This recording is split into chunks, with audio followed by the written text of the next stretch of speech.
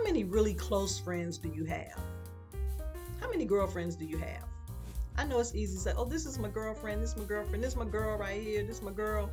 But how many people do you really have in your circle? I'm a big proponent of keeping your circle small, right?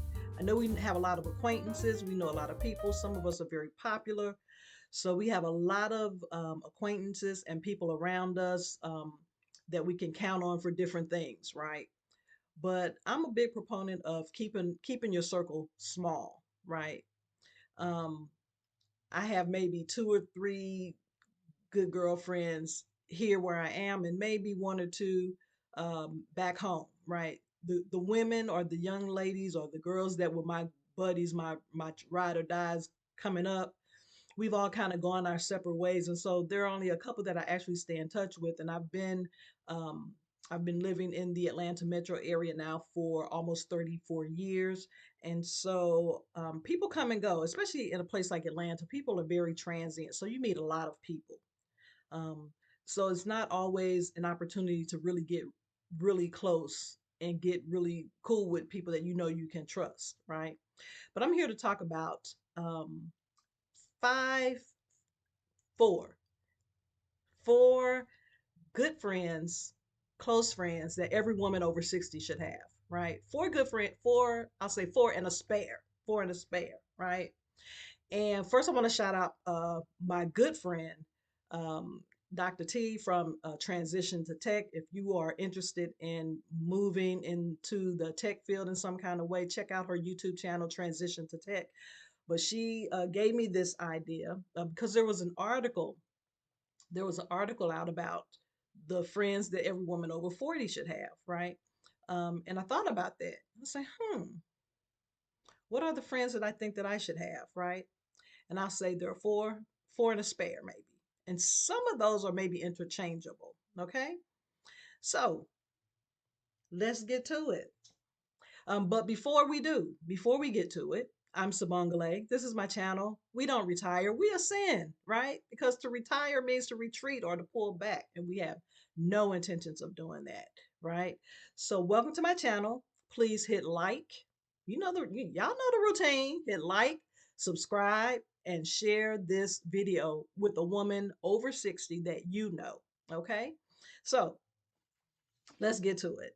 And I have notes here. And by the way, I know you probably see the glare on my glasses. I told someone not too long ago that I could take my glasses off in my videos, but unfortunately, my glasses are really part of my persona. I've been wearing glasses since I was in third grade. So my glasses are kind of part of my persona, and I'm not even sure I would feel comfortable without them at this point. So I apologize for the glare on my glasses.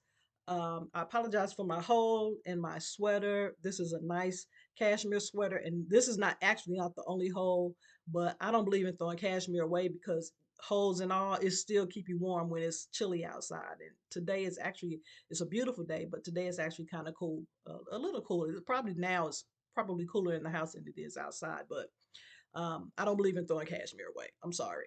This keeps me warm. Okay. So, and also I have notes. I have notes. So if I look down or look away, that's what I'm looking at because I want to make sure I stay on point. So here we go. So four friends in a spare, right? And I'll tell you what those are off the top. Every woman over 60 should have a friend who can relate, right? Who can relate. And I'll get back to all of these. You should have a friend who can relate. You should have a friend who is a confidant. You should have a friend who is a realist. You should have a friend who is spontaneous.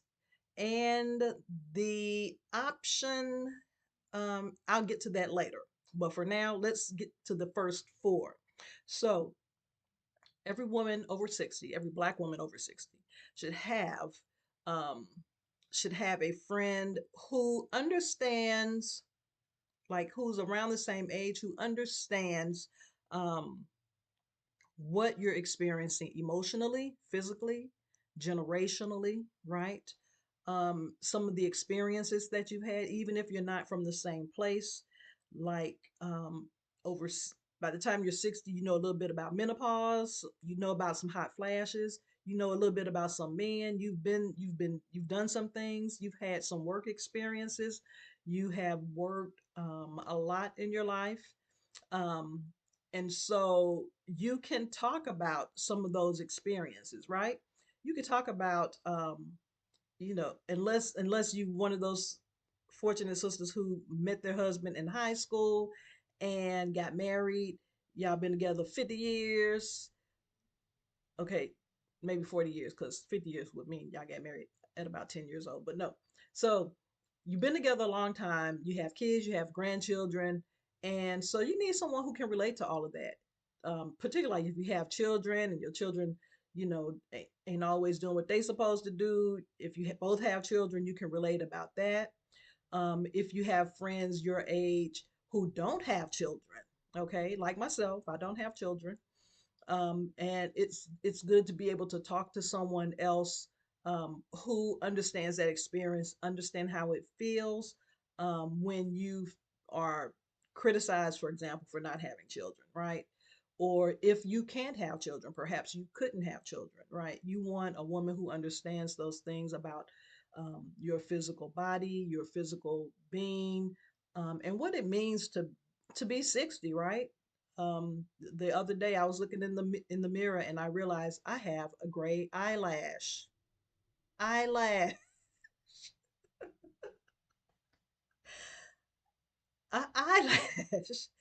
And I was like, I'm more upset about a gray eyelash than I am the gray that's coming in my hair, right?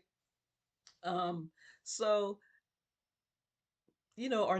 or not being able to fit in the same clothes that you were able to fit in 20 years ago, 30 years, last week, right? Or that feeling when you just don't want to get up and do anything. You're tired of cooking, you're tired of cleaning, you're tired of work, you're tired of the kids, you're tired of the husband, you're tired of everything, and you just want to be left alone, right? You want someone who can share that experience and who understands how you feel when that happens, right? And won't judge you for it, okay? Um, the second friend, I say, is a confidant, right? You need a confidant. You need somebody that you can tell all of those little secrets to that you know you can't tell nobody else, right? I tend to also say that confidant, for me, that confidant is a therapist. There's some things that I'm not going to tell anybody. I'm sorry. I'll tell a therapist because that's what they're paid for.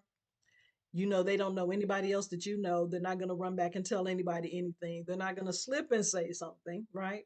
And I'll be honest, I probably have slipped and said the wrong thing to the wrong person at some point. Um, but I've learned my lesson about that.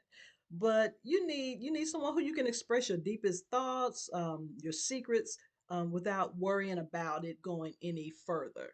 Okay. And not only without worrying about it going any further, someone that you can tell things to and you don't have to ever worry about being judged for it, right? Sometimes we can be a little judgmental. You know, we pick the dirt out of somebody else's eye before we knock it out of our own eye, right? But we want somebody that we can talk to and they're not gonna be like, hmm, I wouldn't do that if I was you. I wouldn't have done that. You shouldn't have did that, right? You don't want anybody to judge. You want somebody who's gonna love you and still be your friend no matter what it is you tell them or talk to them about. Okay. So um again, I think sometimes some things are best told to a therapist, right? And it just depends. You know your friends better than I do. You know your friends better than I do, right? And I know which of my friends I can tell what to. I can't tell everybody the same thing. Some people I can talk to about one thing. Some people I might be able to talk to about something else. Okay. Um, and also, you need that realist friend. Okay. Most everybody have one of these, right? You need that friend who will tell you, and I call it a you too old for that ish friend. You need a friend like that. You need a friend who's going to tell you, look, girl, you too old for that ish. You too old for that. You gonna wear that? You 60, not 20. You need a friend who's gonna keep how they say now, keep it 100, keep it 100. You need that friend, right? You don't want to be exposed in a way that could have been prevented had that one person said, "Look, come here. Let me talk to you. Let me talk to you for a second." Right? You need a friend who's going to make sure that you snatch the toilet paper off the bottom of your shoe when y'all leave the bathroom. Right? You need a friend who's going to tell you, "Look, don't go over there and slash that man's tires because you might go to jail." You need a keep it 100. You need a you too old for that ish friend. Okay? Now, the fourth friend that you need is a spontaneous friend. Now, this is back in the day, I was that spontaneous friend, right? But now I've become a little more mellow. I've become a little more conservative. So sometimes we need someone to pull us out of our comfort zone, right? Not in a dangerous, ridiculous kind of way. But you need that person to say, "Girl, come on, let's go do such and such." Or let's go have lunch and have a prosecco, right? At lunch. Or let's go do, let's go to the mall. I'm not a mall person, so somebody get me to go to the mall. They're doing real good. So I'm just saying you need that person who will help you to be a little spontaneous, right? Um, or that person who's down for something. Um, just something. If you say, "Hey, let's go do a wine tour," you want a person to say, "Okay, I'll go. Let's go do a road trip down the road for the day." "Okay, I'll go." Right? Let's go do whatever. You need a spontaneous friend, and you need also that spontaneous friend who will take you out of your comfort zone, pull you out of your box. Okay? Because we all need a little excitement in our life, right? Now, that spontaneous friend should not be the one that says, "Girl, look, let's go to Mexico for a week. Don't tell your man." Not that friend. Mm-mm, mm-mm. Unless you are not with someone. If you don't have a husband, if you don't have a spouse or a partner or a wife or whatever, if you don't have that, then that's different. Then she can say, "Come on, let's go to Mexico for a week." But if she knows that you're with someone and she's trying to get you to leave home for a week and not tell nobody, that's not the same friend. That's the friend that's gonna get you in trouble. You A friend that gets you in trouble might have been good 30 years ago, right? You don't need a friend that's gonna get you in any trouble. Um, and that optional friend that I was talking about, right? I said four friends and a spare. So we have the friend who can relate to you physically, emotionally, right? We have the friend that can relate. We have the confidant, the one that you can tell anything, right? Even if that person might be your therapist is not your friend, but at least you know your business won't go any further, right? So then you need that friend who is a realist, right? Are you too old for that ish friend? You need that friend. Your fourth friend is the spontaneous friend who will help pull you out of your box or who will roll with you when you're ready to come out your box, right? The option or the spare friend, and this is for those of us who have spouses, significant others, husbands, wives, right? You should have that one friend, or not just one. Actually, this kind of transcends all of those friendships, right? But those persons should also respect your relationship. Okay. Sometimes it's hard for, I think, maybe not all. I'm sure it's not all, but sometimes it's hard for some single women, right, to understand that you're married and you're not always able to do the things that single women do, no matter what the age, right? Whether you're 30, 60, right? Um, if you are in a healthy relationship, everything is going well. Um, don't let someone mess up your good thing, okay? And again, that's whoever you're with, right? that friend or those friends, all of those friends should really be able to respect the fact that you are in a relationship. If you are, if you're not in a relationship, hey, all bets are off, right? I know back in the day, there used to be a thing like if somebody started a relationship, all of her girlfriends was like, she ain't got time for us. What's the Jill Scott song?